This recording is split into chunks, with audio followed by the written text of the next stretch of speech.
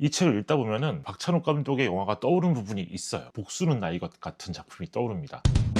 박찬욱 감독의 신작 어쩔 수가 없다가 최근 촬영을 끝냈습니다. 촬영을 끝냈다는 소식을 알리면서 스틸이 한 장 공개됐는데요. 주연 배우인 이병헌과 손예진, 이 두 사람이 연기하는 캐릭터들이 상당히 즐거워하는 모습의 스틸입니다. 이 작품은 원래도 박찬욱 감독이 여러 차례 인터뷰를 통해 차기작으로 얘기했던 그런 작품입니다. 당시 제목은 원작 소설인 X로도 알려져 있었고요. 그 뜻인 도끼라는 가제로도 알려졌습니다. 지금 제가 찾아볼 수 있는 인터뷰로도 2010년도 인터뷰가 있습니다. 그 인터뷰로만 봐도 한 15년 만에 만들어진 작품인데 이 스틸을 보니까 드디어 이 작품이 만들어졌구나 라는 실감이 들더라고요. 그래서 이제야 이 원작을 좀 파보고 싶은 생각이 들었습니다. 먼저 책을 간단히 소개를 해드린다면 이 원작은 도널드 웨스트레이크라는 작가가 1996년에 출간한 미국 소설입니다. 이 작가님한테는 장편 소설로는 마지막 작품이었고요. 그리고 지난 2005년 그리스 출신의 프랑스 영화 감독 코스타 가브라스가 프랑스에서 영화로 만든 적이 있습니다. 그래서 지난 2019년에 부산국제영화제 때 코스타 가브라스 감독님이 오셨는데 그때 박찬욱 감독님이 함께 오픈 토크를 하기도 했었죠. 그 자리에서도 또 이 작품이 언급됐습니다. 보도된 내용에 따르면 원래는 할리우드에서 영화로 만들기로 했었습니다. 투자가 무산이 되면서 제작이 어렵게 됐었고 결국 한국을 배경으로 제작이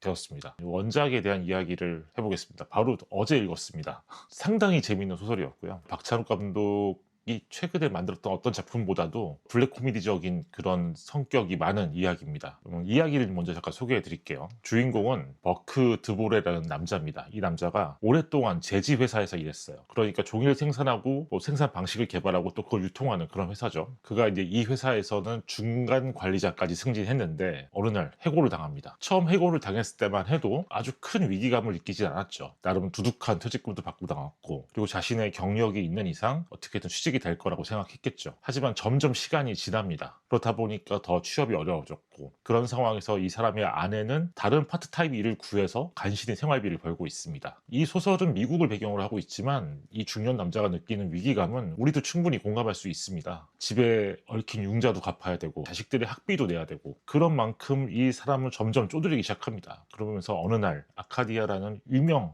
제지 회사를 알게 돼요. 이 회사가 이제 새로운 사업으로 진행 중인 게 있고요. 또 그 사업의 담당자로 한 남자가 업계 잡지의 인터뷰에 나서게 됩니다. 버크는 그 남자의 인터뷰를 보면서 이렇게 생각합니다. 이 남자가 하고 있는 일, 이 남자가 알고 있는 것들, 이게 모두 다 내가 했던 것이고 내가 알고 있는 건데 왜 저 사람은 아직도 저기서 일을 하고 있고 나는 일을 못하고 있는가? 그렇게 볼 때 저 사람만 없으면 내가 저 자리에서 일을 할 수 있는 것 아니야? 만약 저 남자가 죽는다면 그땐 나한테 기회가 오지 않을까? 그런데 이 생각도 거듭해 보니까 문제가 있는 거죠. 그 사람이 죽어버린다고 해도 그 자리를 나에게 맡긴다는 보장이 있는가? 그러니까 소설을 보면은 이미 이 제지업계뿐만 아니라 금속업계, 의료업 이런 데서 구조조정의 바람이 불고 있는 상황입니다. 그러니까 이 주인공 버크 같은 해고자도 이미 너무 많은 상황인 거죠. 그렇게 보면은 아카디아라는 그 회사에서 그 남자가 사라진다면 이 자리에 버크뿐만 아니라 버크와 같은 수많은 해고자들이 또 그 자리에 지원을 할 거란 얘기입니다. 그래서 버크는 이런 계획을 세웁니다. 일단 첫 번째, 아카디아라는 회사에 꾸준히 이력서를 보낸다. 이건 아주 기본적인 세팅이에요. 자신과 비슷한 처지에 있는 제지업계 해고자들은 똑같이 다 여기에 이력서를 넣을 수밖에 없으니까요. 그런 다음에 나의 경쟁자들의 실체를 파악한다. 그러니까 여기서부터 이제 이야기가 좀 복잡해집니다. 어떻게 경쟁자를 파악하는가? 그게 문제인 거죠. 그래서 이 버크라는 주인공은 우체국 사서함 하나를 개설합니다. 이게 1990년대 배경이라 이런 설정이었을 겁니다. 지금 같으면은 우체국 사서함을 개설할 일이 없겠죠. 그리고 그럴듯한 제지회사 이름을 하나 만들어서 구인 광고를 설정을 합니다. 이 광고를 제지업계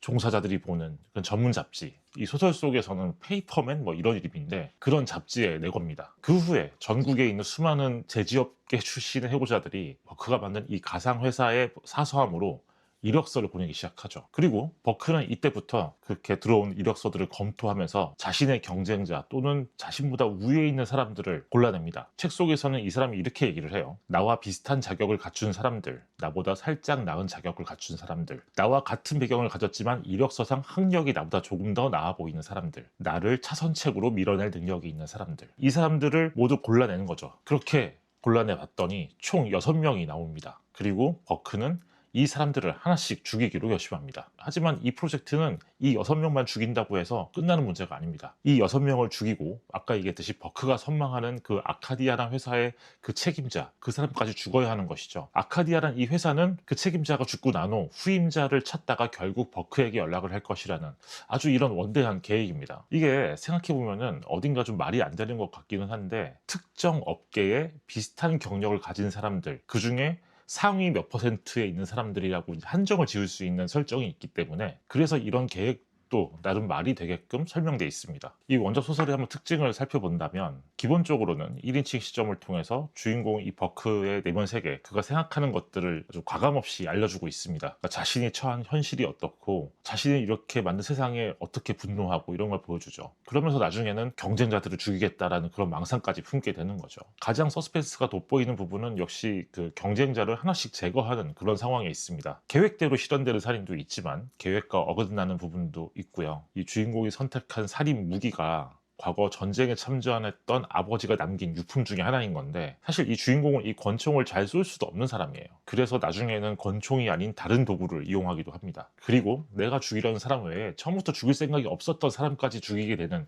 그런 경우도 있고요. 그리고 그런 경쟁자들을 추적하다가 그들과 어떤 감정적인 교류를 하게 되는 부분도 있습니다. 이게 같은 처지이다 보니까 서로 몇 마디 얘기만 나눠도 너무 깊은 공감이 되는 거예요. 그런데도 그 사람을 죽일 수밖에 없다, 그런 입장이 또 드러나기도 하죠. 그리고 무엇보다 재밌는 게, 그렇게 여러 명을 죽이는데도 그 모든 살인사건이 다 알아서 완전 범죄처럼 되어가는 그런 기막힌 설정들이 있습니다. 그게 또 이 작품의 핵심적인 즐거움 중 하나죠. 제가 읽었을 때는 이거는 박찬욱 감독이 아니라 어떤 영화 감독이 읽었어도 나도 이걸 가지고 영화하고 싶다, 이런 생각을 했을 것 같습니다. 보다 보니까 그런 생각이 들었거든요. 봉준호 감독의 기생충이 갖고 있는 현실의식과 문제의식, 이런 것들도 함께 통하는 부분이 있다는 생각이 들었습니다. 자, 이런 대목이 있어요. 그는 나와 같은 처지였다. 내 좋은 친구가 될 수 있었다. 그를 맹우로 만들어 그와 함께 공동의 적을 처치해 나갈 수도 있었다. 그들이 웃으며 내려다보는 구덩이 속에서 우리끼리 치고받고 할 이유가 하나도 없었다. 기생충을 보면은 기택의 가족과 문광의 가족이 서로 아기 다툼을 벌이는 그런 설정이 되어 있잖아요. 그 시스템 안에서 가장 밑바닥에 있는 사람들끼리 서로 치고받고 싸우는 그런 아이러니를 드러내는데, X라는 작품도 이런 부분들을 언급하고 있다. 그런 점에서 좀 기생충이 떠올랐었습니다. 그렇게 볼 때 X라는 소설은 어떻게 박찬욱 감독과 만날 수 있을까, 그런 부분들을 한번 짚어보겠습니다. 이 책을 읽다 보면은 박찬욱 감독의 영화가 떠오르는 부분이 있어요. 아주 직접적으로 떠오르는 건 아니죠. 하지만 어떤 인물에 처한 상황이라고 할까, 어떤 캐릭터의 운명이랄까, 이런 맥락에서 복수는 나이 것 같은 작품이 떠오릅니다. 물론 복수는 나이 것은 복수에 대한 이야기죠. 하지만 이 소설의 주인공 버크와 복수는 나이 것의 동진, 그리고 류, 이런 인물들이 처한 상황의 감정들이 서로 연결되어 있을 수 있겠다는 생각도 들었거든요. 지금 이 박찬욱 감독의 작품은 제목이 어쩔 수가 없다죠. 원작 소설을 읽어보면은 이 제목이 진짜 잘 어울리는 제목이에요. 그러니까 주인공 버크의 입장에서 보면은 정말 어쩔 수가 없이 그런 계획을 실행할 수밖에 없는 상황에 놓이거든요. 그런데 복수는 나이 것에서 사람을 죽일 수밖에 없었던 그 동진이라는 인물, 동진이 류를 죽일 때 이런 말을 하잖아요. 너 착한 놈인 거 안다. 그러니까 내가 너 죽이는 거 이해하지? 그때의 감정이 버크의 입장과도 통할 수 있다 생각이 들었습니다. 신하균 배우가 연기한 류라는 인물도 동진의 딸을 유기할 수밖에 없었던 이유가 있었던 거죠. 자기 누나를 살리기 위해서 어쩔 수가 없었으니까. 또 생각해보니까 복수인 나이 것에도 해고자가 한 명 등장하더라고요. 기주봉 배우가 연기한 팽기사라는 인물이 있는데, 자신의 해고에 항의하면서 격한 자해를 하는 그런 장면이 나오기도 했었죠.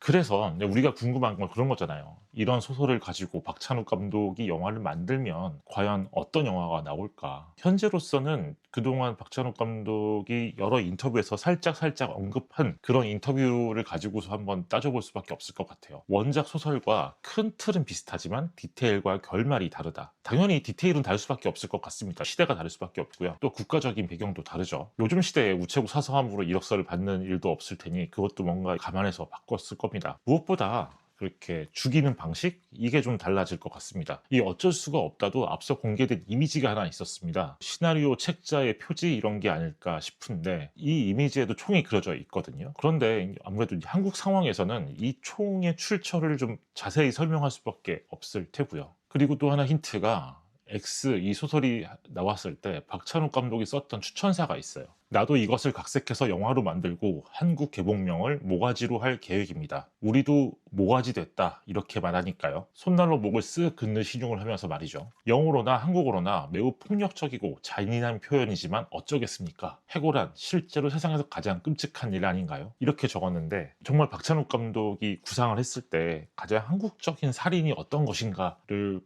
고민했을 것이고 정말 이 모가지를 날리는 그런 방식을 생각하지도 않았을까? 그런 상상도 해봤습니다. 그리고 원작을 보면은 이게 1990년대 미국이라서 그런지 모르겠는데 범죄 행각을 추적하는 과정에서 CCTV의 역할이 없어요. 그런데 지금 한국을 배경으로 할 때는 사실 어디를 가나 카메라에 찍힌다는 거를 감안하고 있어야 되는 거잖아요. CCTV도 그렇고 자동차 블랙박스도 그렇고 그래서 이거를 좀 피하는 아이디어가 필요했을 것 같다 그런 생각이 들었습니다. 그리고 제가 주목했던 거는 현재 이 어쩔 수가 없다의 마케팅 담당사가 정리한 시놉시스였습니다. 다 이루었다고 느낄 만큼 삶이 만족스러웠던 회사원 유먼수가 덜컥 해고된 후 아내와 두 자식을 보호하기 위해 어렵게 장만한 집을 지키기 위해 재취업을 향한 자신만의 전쟁을 준비하며 벌어지는 이야기. 원작을 읽은 입장에서 보면 이 시놉시스에서 눈에 띈 거는 어렵게 장만한 집이라는 대목이었어요. 물론 원작에서도 이 주인공 버크에게 집은 당연히 중요합니다. 근데 원작에서는 그 나이대의 사람이라면 누구나 가질 법한 고민 정도로 묘사를 하고 있어요.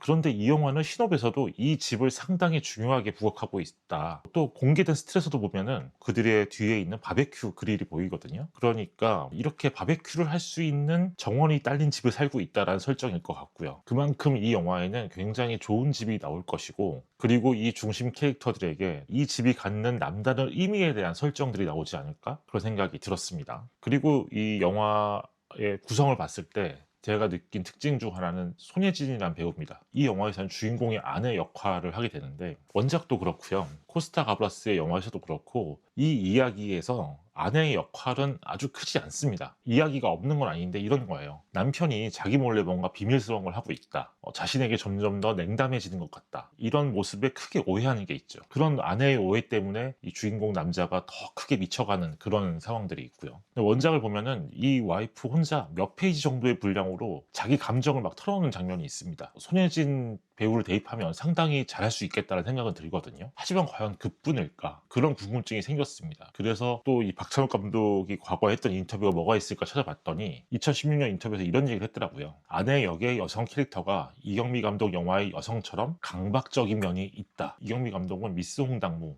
비밀은 없다라는 그 작품을 연출한 감독님이죠. 그리고 비밀은 없다는 박찬욱 감독도 함께 각본에 참여했던 작품이었고 이경미 감독은 또 어쩔 수가 없다의 각본 작업을 함께 했던 분입니다. 그러니까 이 영화에서 손예진 배우가 연기하는 주인공 아내의 캐릭터는 이경미 감독의 색깔이 더 들어갈 수밖에 없을 것 같고 그렇게 볼 때 원작과는 좀 다른 형태가 되지 않을까 예상할 수 있을 것 같습니다. 그리고 유연석 배우가 나오거든요. 이 영화에 이 주인공 아내가 일하는 치과의 원장입니다. 원작 소설에도 나오는 인물이긴 하거든요. 거의 스쳐가는 역할 정도? 주인공 남자가 아내와 이 치과 의사의 불륜? 이런 것들을 좀 상상하긴 하는데 정말 잠깐 지나가고 불륜을 상상하는 그 남자가 이 치과 의사만 있는 것도 아니에요. 그렇게 볼 때 이 영화에서 그런 캐릭터의 유연석 배우를 캐스팅했을 때는 아마도 이 주인공 아내와 이 치과 의사의 관계가 원작과는 달리 좀 더 다른 풍성한 스토리를 갖고 있지 않을까 그렇게도 예측을 해볼 수 있죠. 참고로 원작에서 주인공 아내의 이름은 마리네였습니다. 그리고 이 영화에서는 밀이라는 이름으로 설정이 되어 있더라고요. 일부러 원작의 이름과 비슷하게 설정을 한 것 같습니다. 그래서 결론적으로 물론 영화를 봐야 알 수 있는 거지만 일단 저는 이 어쩔 수가 없다는 작품이 아마도 박찬욱 감독의 최근 작보다는 2000년대 초반의 작품의 성격과 좀 닮아 있지 않을까 그런 기대를 하고 있고요. 이 작품을 한국이라는 배경으로 가져올 때 더 많은 변화를 줄 수가 있어서 또 그 부분도 나름 기대가 되고 있습니다. 이병헌 배우가 어떤 형태로 이 주인공 남자를 만들어 갈까 그것도 기대가 되는 부분입니다. 이 책을 읽은 사람들은 이 주인공의 범죄를 좀 은근히 응원하게 되는 게 있거든요. 대부분의 사람들과 그가 모두가 비슷한 처지에 놓여 있기 때문이죠. 그런데 이제 그런 캐릭터를 이병헌 배우가 연기한다면은 사람들이 공감할 수 있는 부분들을 잘 캐치해서 더 매력적으로 보여주지 않을까, 그런 생각이 들었습니다. 이 영화는 2025년 가을 개봉으로 알려져 있는데요. 영화를 기다리기 힘든 분, 혹은 간만에 어떤 소설을 한 권 읽어보고 싶다라고 하시는 분들은 이 X랑 원작 소설을 읽어보시는 걸 추천드립니다. 오늘 이야기는 여기까지입니다. 저는 또 다른 작품에 대한 이야기로 돌아오겠습니다. 감사합니다.